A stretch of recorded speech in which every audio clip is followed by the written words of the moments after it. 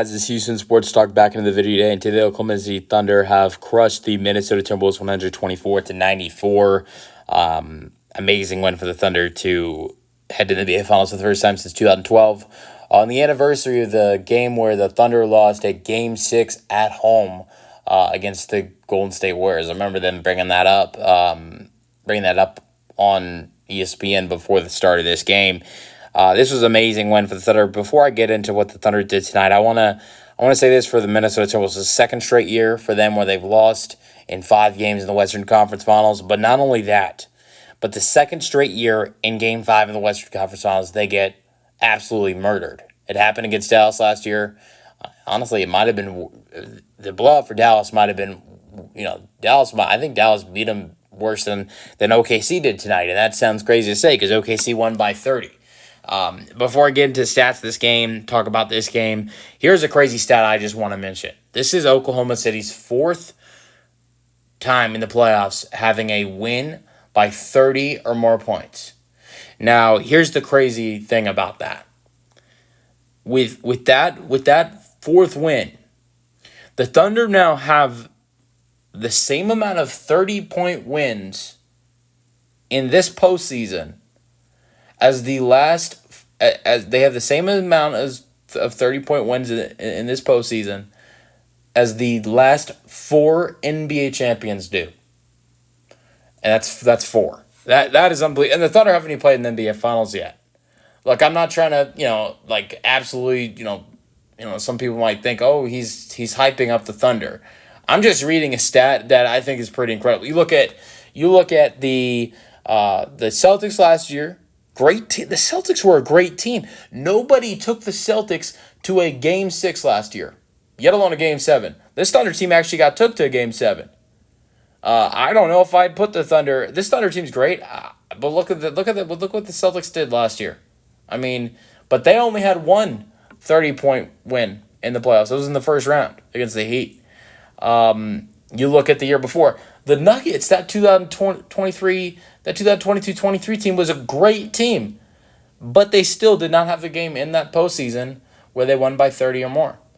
The Golden State Warriors were a great playoff team. They only had one in that postseason.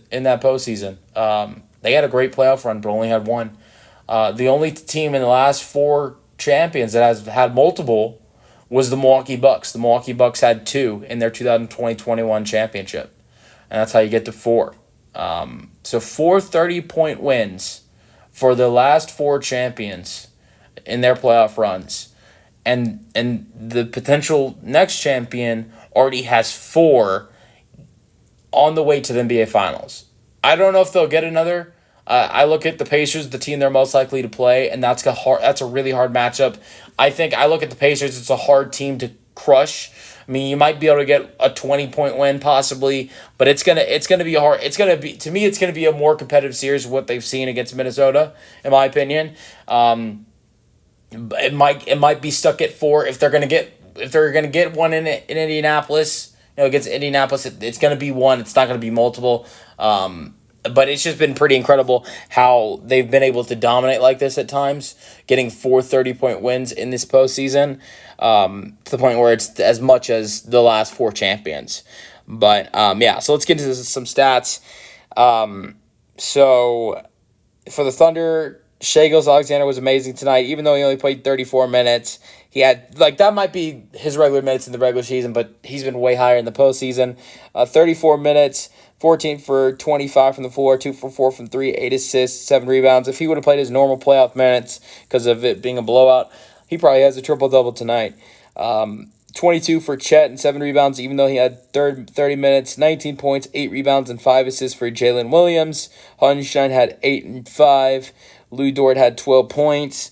Off the bench, they got great production for Isaiah Joe. Well, actually, Isaiah Joe played in the last 6 minutes. Isaiah Joe scored 11 points.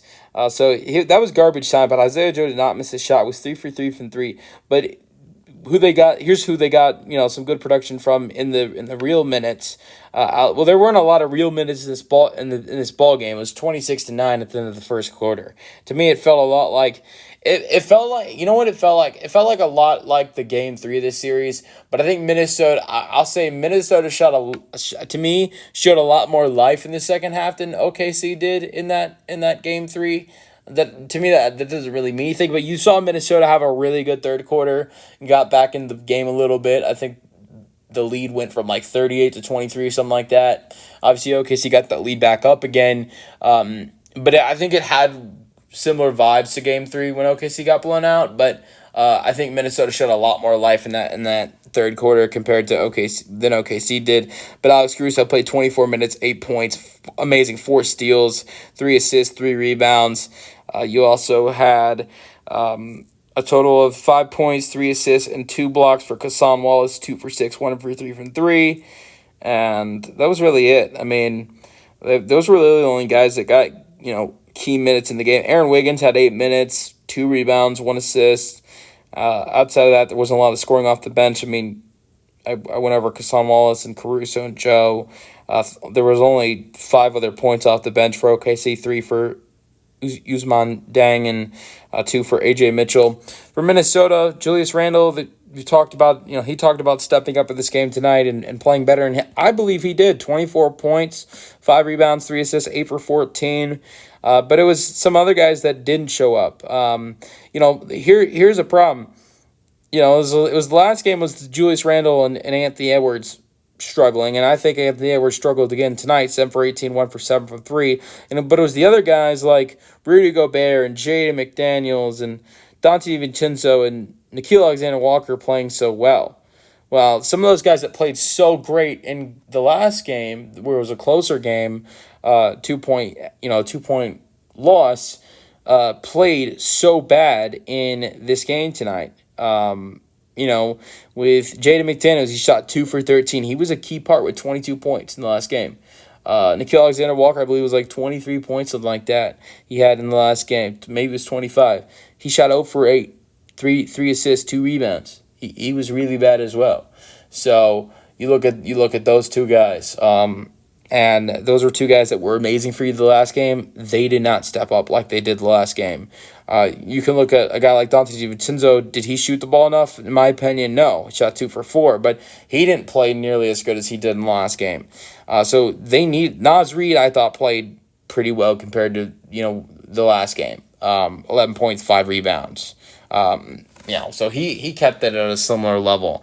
Edwards, maybe you could say, was a little bit better in this game than he was. I don't think you can say that, but he even struggled as well. So it was tough for him. It was tough for this whole team tonight. But you had Randall step up. That is the key thing I will say. Naz Reid still played well. I thought Terrence Shannon again played well. 11 points for a rookie in the playoffs. He's been great these last 3 games. So I thought Shannon, Randall, and Naz Reid were all great. And that was the case in the last game for Reid and Shannon Jr. But you needed some other help. McDaniels and like I said, Alexander Walker and McDaniels were 2 guys that in the last game were huge for Minnesota, and Randall and Edwards didn't show up, and now they didn't. That hurts you. But yeah, tough loss for the Timberwolves. One guy I will say I feel really bad for. I don't really feel bad for Anthony Edwards. The kid is so young. With the talent he has, he's going to win a championship one day. I don't really feel bad for him. And I honestly, I thought about this even more when I heard Anthony Edwards say this himself. I feel bad for the most on anybody on this Minnesota team, more than anyone, is Mike Conley. He's nearing the end of his career, and he has not won a championship. He has not even been to the NBA Finals. He's had some chances. He was on some really good Grizzlies teams. He was on a Jazz team in the 2020-21 season, was the 1 seed in the West and lost in the second round in the 2020-21 season. He was on a team last year that was in the conference finals and lost. He was on a team this year that's on the in the conference finals and lost. So it's not just about winning an NBA Finals for Conley. He's never been, and this would have been an opportunity for him. And he's getting into the end of his career. That is a guy you feel bad for. I mean, he didn't play a lot tonight. He started, of course, but only 21 minutes, 2 steals, 1 assist. Only took 3 shots, missed all 3 of them. He's played better basketball before, definitely. I wonder. I don't think this is the last you'll see of Mike Conley, but at a guy with at his age, I think my prediction is Mike Conley plays one more year. He has one more year left on his deal. I'm gonna predict Mike Conley retires after next season's over. Mike Conley probably only has one more chance to win a championship. So that hurts. And Anthony Edwards says that was one of the biggest reasons why he was upset of the loss. Is not for him. He was hurt for Mike Conley. And so that shows how good of a teammate he is. And Anthony Edwards, I'll say. But yeah, tough loss for Timberwolves. Thunder move on in the NBA Finals, most likely to play the Pacers unless the Knicks come back from down 3-1. If the Knicks win tomorrow, we're not going to see basketball for a long time. We're not going to see basketball for a week. If the Knicks win tomorrow, that will be tough to see. So I as someone who wants to see the Pacers go to the NBA Finals and play this Thunder team, I want to see the Knicks. I want to see the Knicks win 1 or 2 games, so we don't go a long time without seeing basketball. Because if they win tomorrow and then lose Saturday, it's only like 3 or 4 days without basketball. If this series goes to Game 7. It's only 2 days without basketball. It's 4 days without basketball. It's 4 days without basketball if this series ends in 6. Six. It's 6 days without basketball if the series ends tomorrow. 4 days. 4 days with no basketball.